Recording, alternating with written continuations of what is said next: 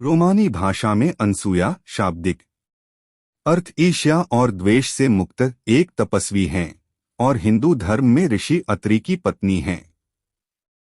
वह हिंदू ग्रंथों में देवहूति और प्रजापति कर्दम की बेटी हैं। रामायण में वह अपने पति के साथ चित्रकूट वन की दक्षिणी सीमा पर एक छोटे से आश्रम में रहती है। एक पवित्र महिला जो संयमित जीवन जीती है, उसे चमत्कारी शक्तियों से युक्त बताया गया है। अनसुया ऋषि कपिला की बहन हैं, जो उनकी शिक्षिका भी थीं। उन्हें ऋषि अत्रि की पवित्र पत्नी सती अनसुया, तपस्वी अनसुया और माता अनसुया, मां अनसुया के रूप में जाना जाता है। वह विष्णु के ऋषि अवतार दत्तात्रेय, ब्रह्मा के एक रूप चंद्र और शिव के क्रोधी ऋषि अवतार दुर्वासा की मां बन गईं।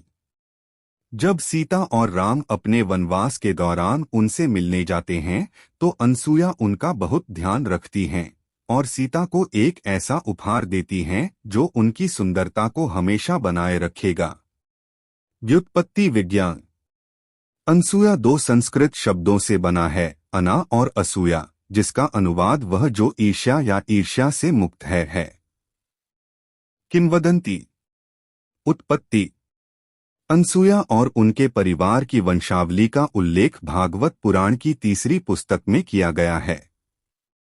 प्रजापति कर्दम ने स्वयंभू मनु की पुत्री देवहूति से विवाह किया।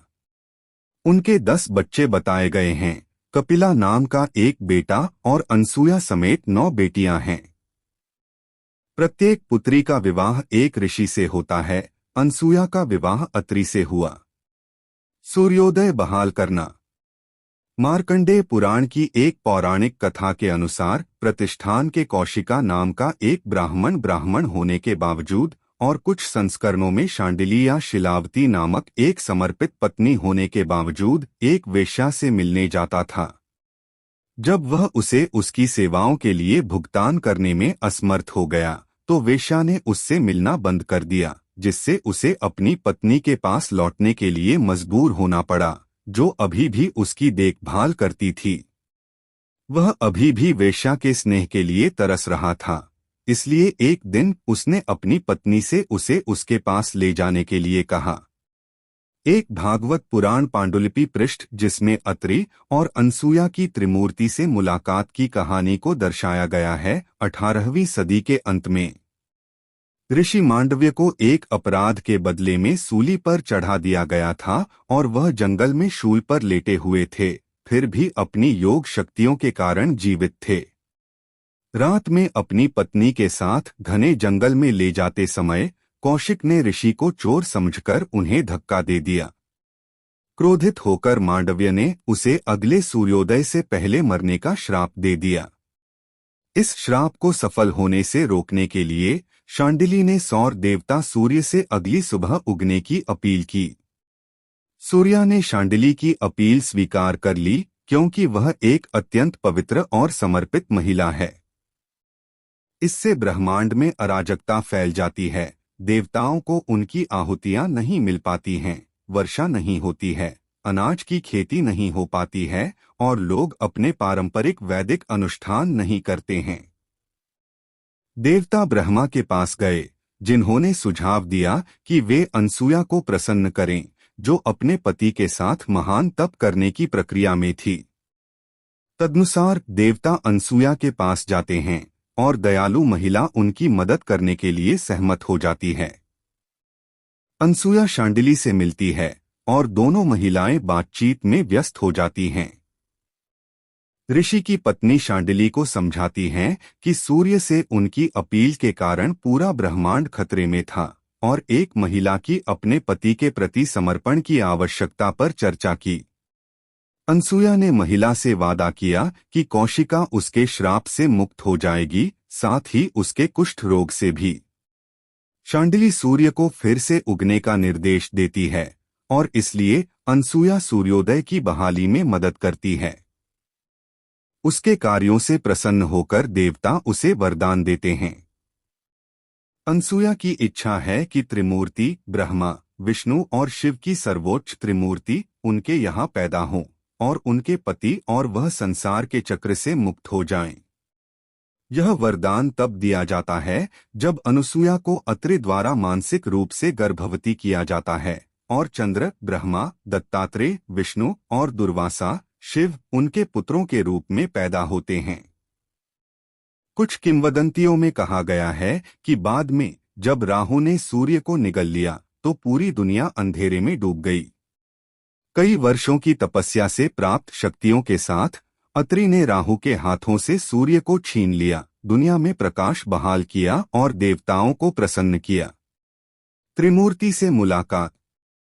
अनसूया त्रिमूर्ति को खाना खिलाती हैं क्योंकि त्रिदेवी उनसे उन्हें उनके वास्तविक स्वरूप में वापस लाने का अनुरोध करती हैं। एक किंवदंती में जो प्राथमिक पुराणों में चित्रित नहीं है, एक बार त्रिदेवियों सरस्वती, लक्ष्मी और पार्वती की त्रिमूर्ति की पत्नी के बीच एक बहस छिड़ गई कि उनमें से कौन महिलाओं में सबसे अधिक गुणी है। ऋषि देवता नारद उनके सामने प्रकट हुए और उन्हें मामले का न्याय करने के लिए चुना गया। नारद का मत था कि अनसूया स्त्रियों में सबसे अधिक गुणवान थीं।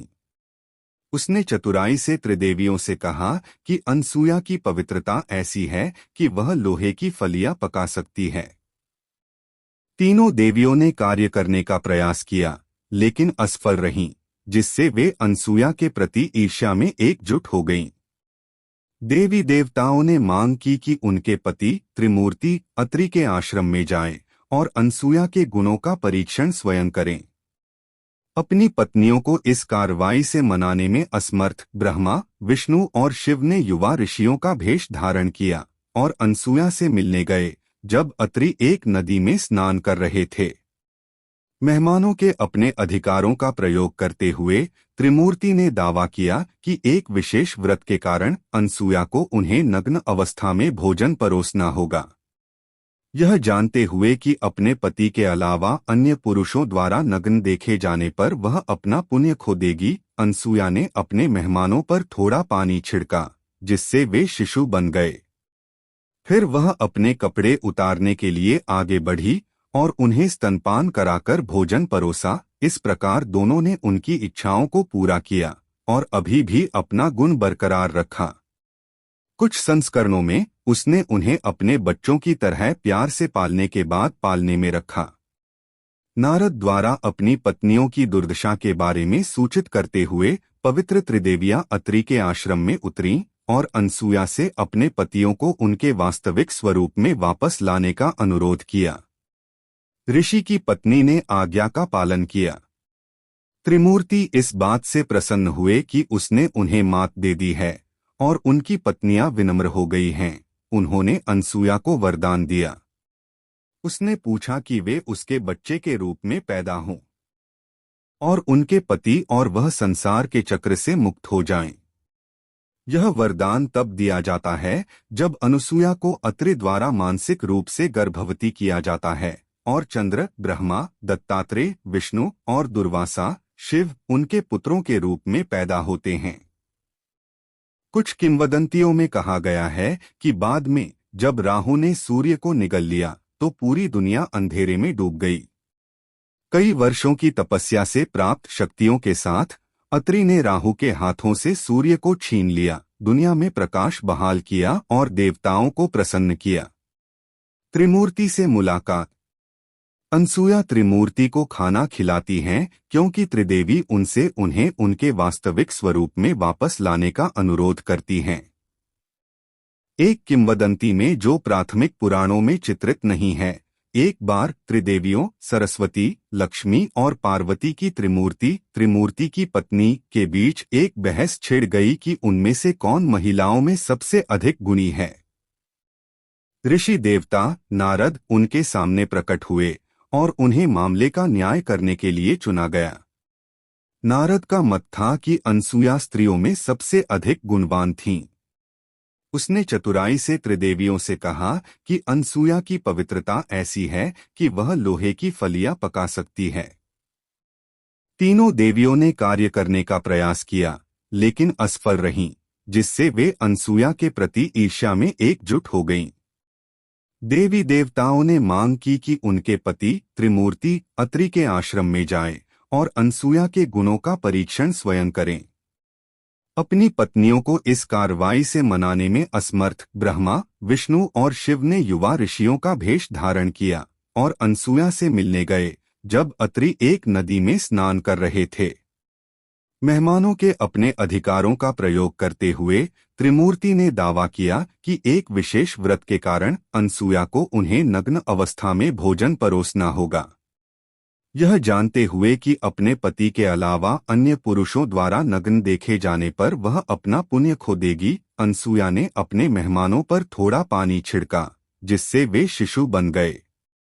फिर वह अपने कपड़े उतारने के लिए आगे बढ़ी और उन्हें स्तनपान कराकर भोजन परोसा। इस प्रकार दोनों ने उनकी इच्छाओं को पूरा किया और अभी भी अपना गुण बरकरार रखा। कुछ संस्करणों में उसने उन्हें अपने बच्चों की तरह प्यार से पालने के बाद पालने में रखा। नारद द्वारा अपनी पत्नियों की दुर्दशा के बारे में सूचित करते हुए पवित्र त्रिदेवियां अत्रि के आश्रम में उतरीं और अनसुया से अपने पतियों को उनके वास्तविक स्वरूप में वापस लाने का अनुरोध किया। ऋषि की पत्नी ने आज्ञा का पालन किया। त्रिमूर्ति इस बात से प्रसन्न हुए कि उसने उन्हें मात दे दी है और उनकी पत्नियां विनम्र हो गई हैं। उन्होंने अनसुया को वरदान दिया। उसने पूछा कि वे उसके बच्चे के रूप में पैदा हों। इस किंवदंती के विभिन्न रूपों में ऋषि की पत्नी भी शुभत्रेयी नामक एक बेटी के जन्म का अनुरोध करती है और एक और जहां त्रिमूर्ति विलीन हो जाती है और अनसुया के 3 सिर वाले बेटे दत्तात्रेय में